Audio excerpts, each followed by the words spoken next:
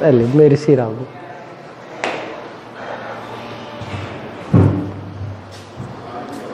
Good morning student. Last class में हमने भौतिक विज्ञान फिजिक्स के अंदर हमने फर्स्ट यूनिट स्टार्ट की थी जिसका नाम था इलेक्ट्रोस्टैटिक्स। उसके अंदर सबसे पहले हमने ये पढ़ा था कि इलेक्ट्रोस्टैटिक्स क्या होती है, उसके डेली लाइफ के अंदर क्या क्या यूज होते हैं। उसके बाद में हमने ये पढ़ा था कि इलेक्ट्रोस्टैटिक्स को यदि आपको पढ़ना है, स्थिर वैद्युतिकी को यदि आपको पढ़ना है तो आपको पढ़ना चाहिए आवेश को, क्योंकि सारा का सारा अध्ययन स्थिर वैद्युतिकी के अंतर्गत किसका अध्ययन किया जाएगा? आवेश का। तो लास्ट क्लास में हमने आवेश क्या होता है, आवेश जिस वस्तु के अंदर, जिस पदार्थ के अंदर आवेश की उत्पत्ति होगी उसे आवेशित वस्तु या आवेशित पदार्थ कहा जाएगा, और किसी भी अनावेशित वस्तु को आवेशित बनाने की जो प्रक्रिया है उसे हम आवेशन नामक प्रक्रिया नाम से जानते हैं। अब देखिए, हम आगे चलते हैं इस क्लास के अंदर। हमने ये तो समझ लिया कि आवेश होता क्या है, लेकिन सवाल अभी भी एक बरकरार है। सवाल क्या बरकरार है कि कोई भी पदार्थ है वो आवेशित क्यों होता है, यानी किसी भी पदार्थ के अंदर आवेश नामक गुण की उत्पत्ति का मूलभूत कारण क्या होता है। तो देखिए, इस बात को समझने के लिए मैं आपको यहां पर एक छोटे से डायग्राम के माध्यम से इस बात को मैं आपको समझा रहा हूं।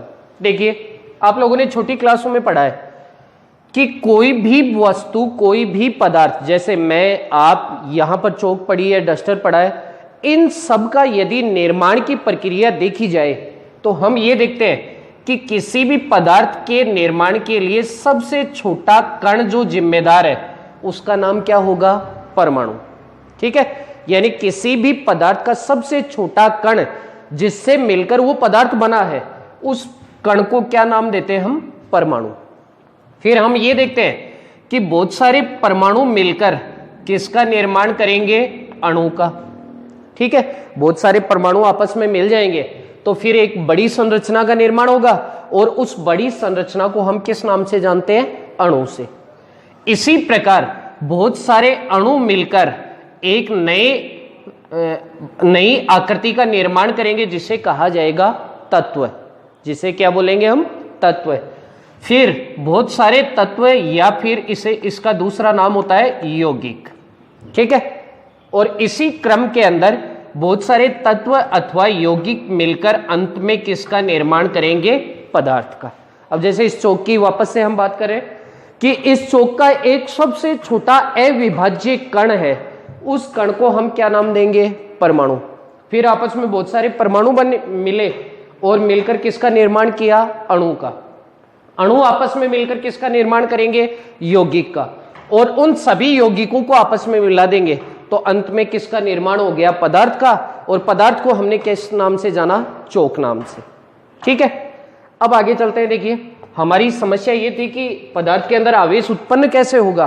तो हम ये देखते हैं कि ये जो परमाणु है, इस परमाणु के भी दो प्रकार के भाग होंगे। इस परमाणु की संरचना का जब हम अध्ययन करेंगे, जो कि आप 12th की फिजिक्स के अंदर ही करेंगे, 15वां आपका चैप्टर है वो किससे जुड़ा होगा? परमाणु से। तो हम ये देखते हैं कि परमाणु के खुद के भी दो प्रकार के भाग हैं। एक भाग को कहा जाता है केंद्रीय भाग। एक भाग को क्या बोला जाता है? केंद्रीय भाग। और दूसरा इस केंद्रीय भाग के चारों तरफ का सराउंडिंग भाग, यानी इसके चारों ओर का भाग। केंद्रीय भाग को ये जो केंद्रीय भाग है इसका नाम होता है नाभिक। केंद्रीय भाग का नाम क्या होगा? नाभिक। और इस केंद्रीय भाग के चारों ओर का जो शेष भाग है उस भाग को हम जानते हैं कक्षा नाम से। उस भाग को किस नाम से जाना जाता है? कक्षा से। कहने का मतलब ये हुआ कि परमाणु के खुद के भी दो प्रकार के भाग हैं। एक भाग को बोलेंगे नाभिक, एक भाग को बोला जाएगा कक्षा। अब ये जो नाभिक और कक्षा है, इनके अंदर उपस्थित होगी ऊर्जा। इनके अंदर क्या उपस्थित होगी? ऊर्जा। हम सिंपल सी ये बात बोल सकते हैं कि देखिए, जब पृथ्वी के ऊपर कुछ भी नहीं था तब भी क्या थी? ऊर्जा। और जब सब कुछ है तो भी क्या उपस्थित है? ऊर्जा। कहने का मतलब कि हमारी पृथ्वी है वो किसके कारण चल रही है? ऊर्जा के कारण। हम खुद किसके कारण चल रहे हैं? ऊर्जा के कारण। जब इंसान के अंदर ऊर्जा नहीं होती है तो तुरंत से 4 कंधों की आवश्यकता पड़ जाती है और चारों तरफ सब लोग कहने लग जाते हैं राम नाम सत्य है। तो वही बात है कि कोई भी पदार्थ है उसका निर्माण, उसको जब हम तोड़ते जाएंगे तो अंत में हमें प्राप्त होगी ऊर्जा। यानी सभी प्रकार के पदार्थ ये जो मतलब क्या बोल सकते हैं सजीव और निर्जीव हैं, उनका निर्माण हमेशा किसके द्वारा होगा? ऊर्जा के द्वारा।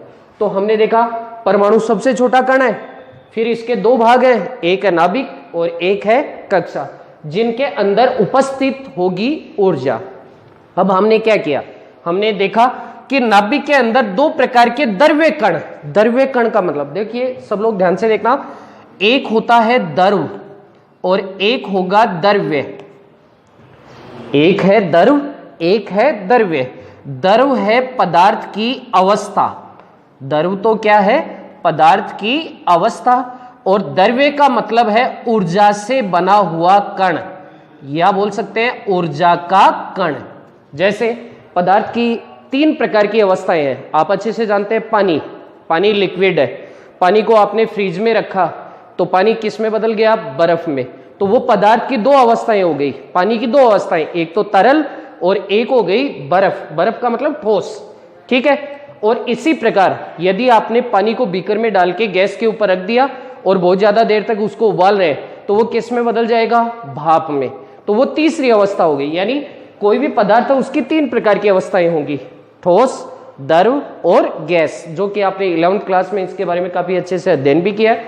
अब हम बात करें यहां पर द्रव की नहीं, हम बात करें द्रव्य की। द्रव्य का मतलब है ऊर्जा से बना हुआ कण। तो यहां पर नाभिक और कक्षा, इसमें द्रव नहीं होगा, इसमें क्या होगा? द्रव्य कण, जिनको हमने नाम दे रखा। नाभिक में 2 प्रकार के द्रव्य कण है, एक को बोलते हैं प्रोटॉन और एक को बोला जाता है न्यूट्रॉन। नाभिक के अंदर कितने प्रकार के द्रव्य कण होंगे? 2, एक होगा प्रोटॉन, एक होगा न्यूट्रॉन।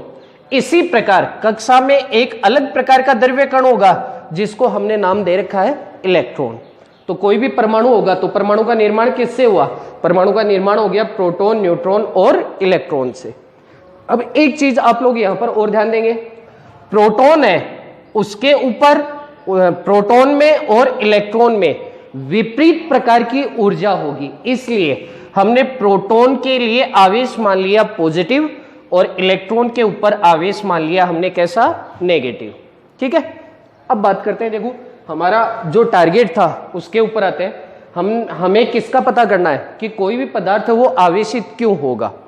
तो आप लोगों ने लास्ट क्लास में पढ़ा था कि किसी भी पदार्थ को आवेशित करने के लिए हमें एक प्रक्रिया काम में लेनी पड़ेगी और उस प्रक्रिया को हमने नाम दिया था आवेशन।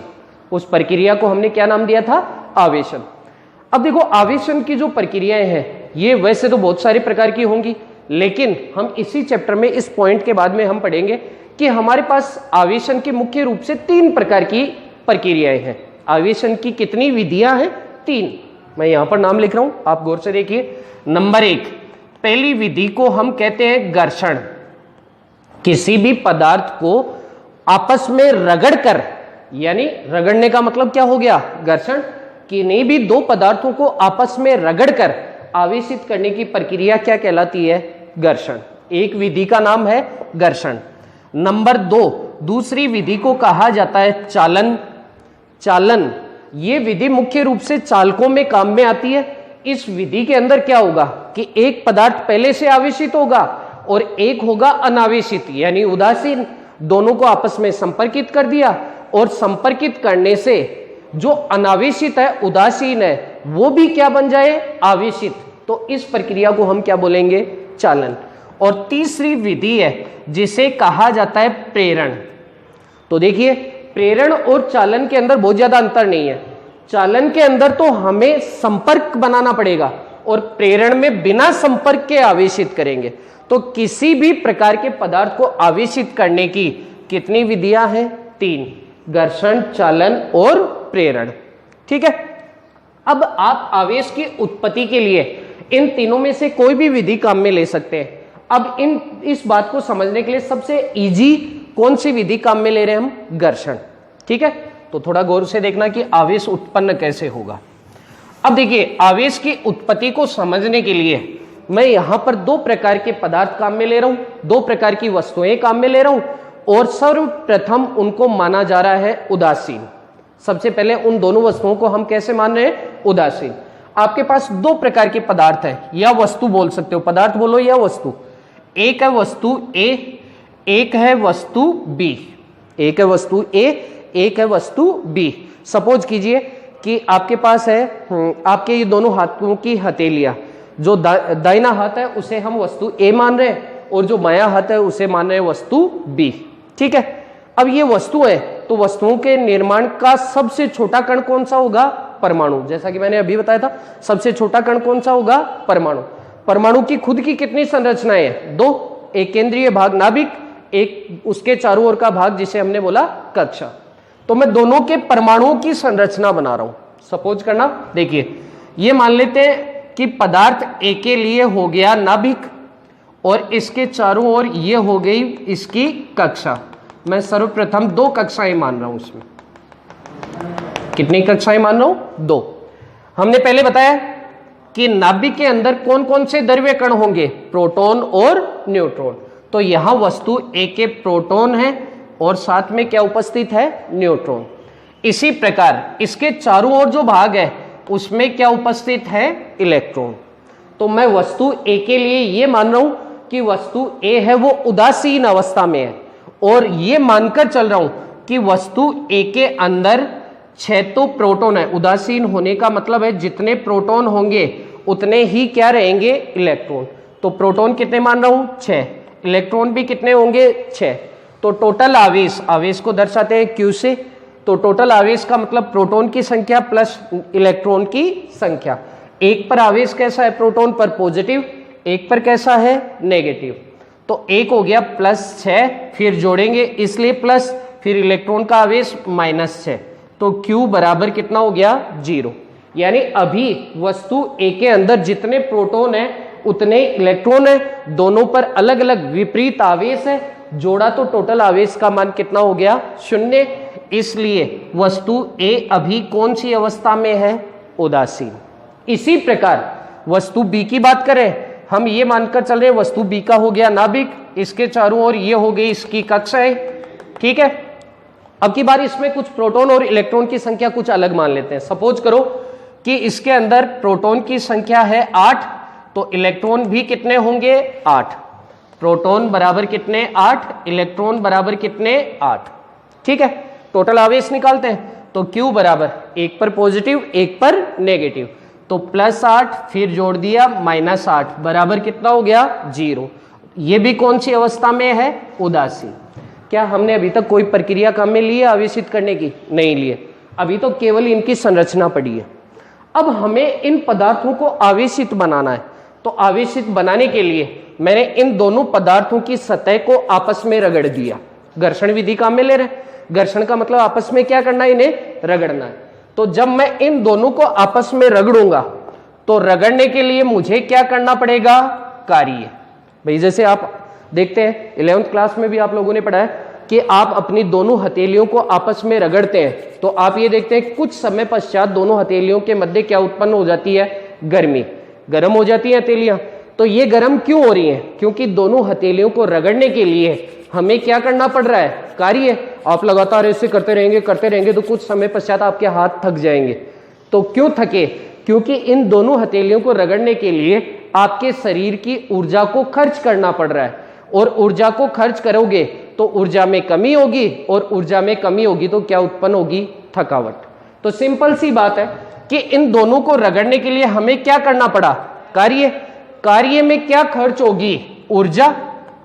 ठीक है, कार्य ऊर्जा पर में क्या कहती है कि यदि कार्य करना है तो क्या खर्च करना पड़ेगा? ऊर्जा। और यदि ऊर्जा है तो आप क्या कर सकते हैं? कार्य। तो हमने क्या किया है? कार्य। क्या खर्च की है? ऊर्जा। कहां पर खर्च की है? इन दोनों पदार्थों की सतह के मध्य। तो ये जो ऊर्जा है वो इन दोनों के लिए उपस्थित है, पहले पदार्थ के लिए भी है और दूसरे के लिए भी। अब इन दोनों पदार्थों की सतह में से एक सतह इस ऊर्जा को ग्रहण कर लेगी। वो डिपेंड करेगा पदार्थ के अनुसार। कोई पदार्थ ऐसा होगा जो ऊर्जा का जल्दी अवशोषण करेगा कोई पदार्थ ऐसा होगा जो ऊर्जा का लेट अवशोषण करेगा। तो सपोज करो कि ये ए पदार्थ कुछ ऐसा बना हुआ है कि यहां पर जो भी ऊर्जा उपस्थित होगी उस ऊर्जा को ए पदार्थ के द्वारा जल्दी ग्रहण किया जा रहा है। तो इस ऊर्जा को पहले पदार्थ ने क्या किया, ग्रहण। ऊर्जा कहां पर गई, पहले पदार्थ की बाह्यतम कक्षा में, कक्षा के अंदर क्या उपस्थित है, इलेक्ट्रॉन।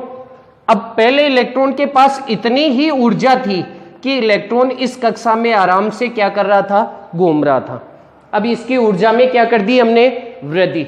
ऊर्जा बढ़ाएंगे तो ये इलेक्ट्रॉन अब ज्यादा स्पीड से घूमेगा और ज्यादा स्पीड से घूमते घूमते घूमते एक स्थिति ऐसी आएगी कि इस नाभिक का जो इसके ऊपर आकर्षण बल लगा हुआ है, क्यों लगा हुआ है, क्योंकि नाभिक के अंदर कौन उपस्थित है, प्रोटॉन। प्रोटॉन पर कैसा आवेश है, पॉजिटिव। इलेक्ट्रॉन पर कैसा है, नेगेटिव। विपरीत आवेश एक दूसरे को क्या करेंगे, आकर्षित। ठीक है, तो पहले ये इलेक्ट्रॉन है वो इस नाभिक से बंधा हुआ था, लेकिन अब हमने इसको बाहर से क्या दे दी, ऊर्जा दे दी। तो ये इलेक्ट्रॉन इस कक्षा को छोड़ देगा।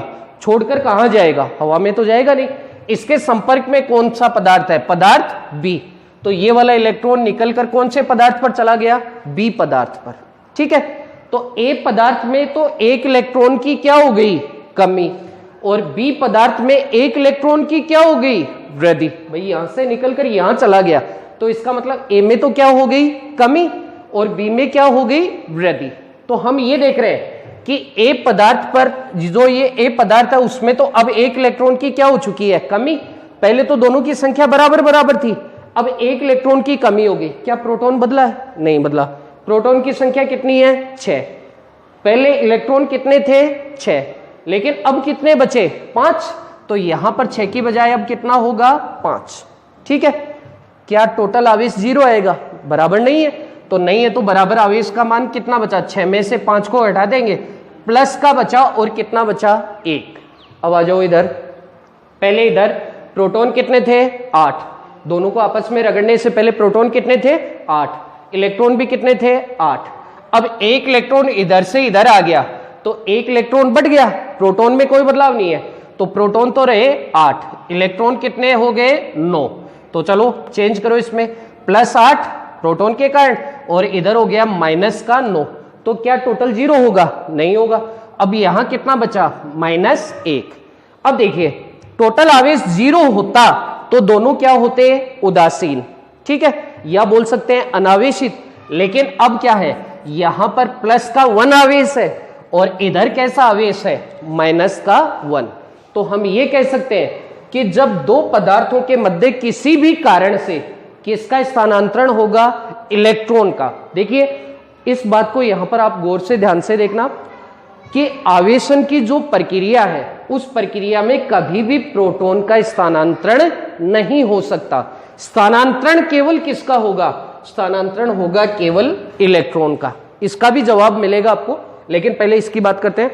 हम ये देख रहे हैं कि यहां पर जब इलेक्ट्रॉन एक पदार्थ से दूसरे पदार्थ पर गया तो एक पदार्थ में तो इलेक्ट्रॉन की क्या हो गई, कमी, दूसरे पदार्थ में एक इलेक्ट्रॉन की क्या हो गई, वृद्धि, और दोनों पदार्थ अब कैसे हो गए, आवेशित। ये पहला पदार्थ भी कैसा हो गया, आवेशित, दूसरा पदार्थ भी कैसा हो गया, आवेशित। और साथ में हम ये देख रहे हैं कि एक में प्लस आवेशित है और एक में कैसा आवेशित है, माइनस। तो हम इन्हें बोलेंगे कि जो प्लस आवेशित है उसे तो बोलेंगे धनावेशित और जो नेगेटिव है उसे बोला जाएगा ऋण आवेशित। तो इस प्रकार से आवेश कितने प्रकार का हो गया, 2 प्रकार का, एक पॉजिटिव और एक नेगेटिव। तो हम क्या कह सकते हैं कि किसी भी पदार्थ को आवेशित करने के लिए किसका स्थानांतरण जरूरी है, आवेश का। Thank you.